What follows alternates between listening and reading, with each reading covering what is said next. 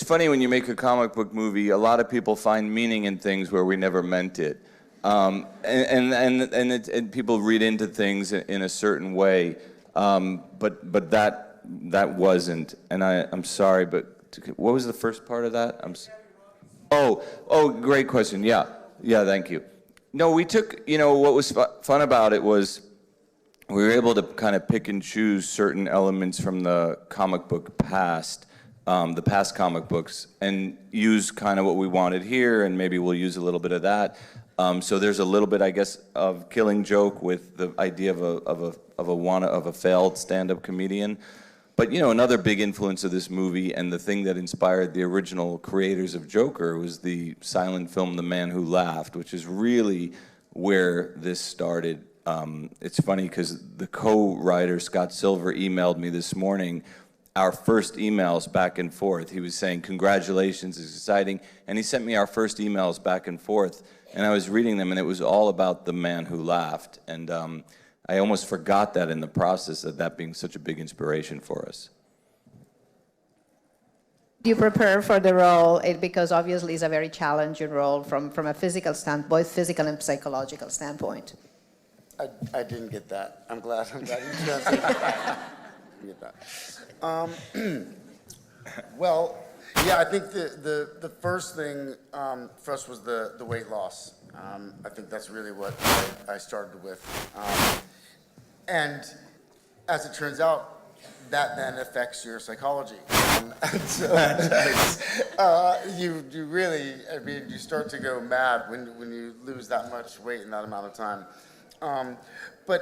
So I think I started there.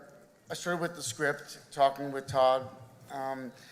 There's a book that was about, that I read about political assassins and would-be assassins that I thought was really interesting and kind of breaks down the different types of personalities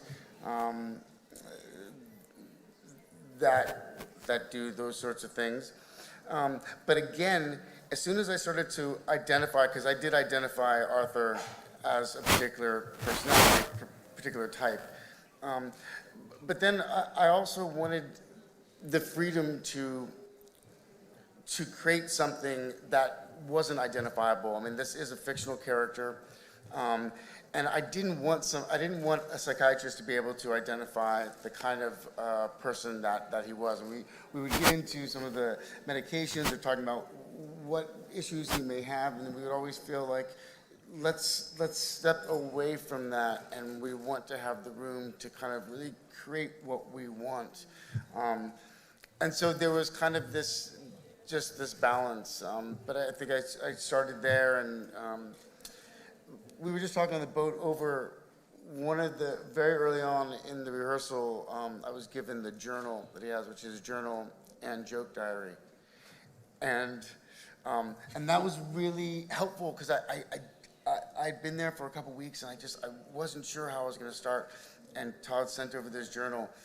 And initially, remember I went to write... An empty journal, like here, write in it. Yeah, and I went to and I don't know what to do. I didn't know what to write. And so I asked you for some suggestions, and you sent over something that started me off. And then after a few days, I ignored your suggestions, and then suddenly I was just, it was coming out. And I hadn't anticipated that, I didn't plan on it, and it just became a really important part of the discovery of the character for me at that time.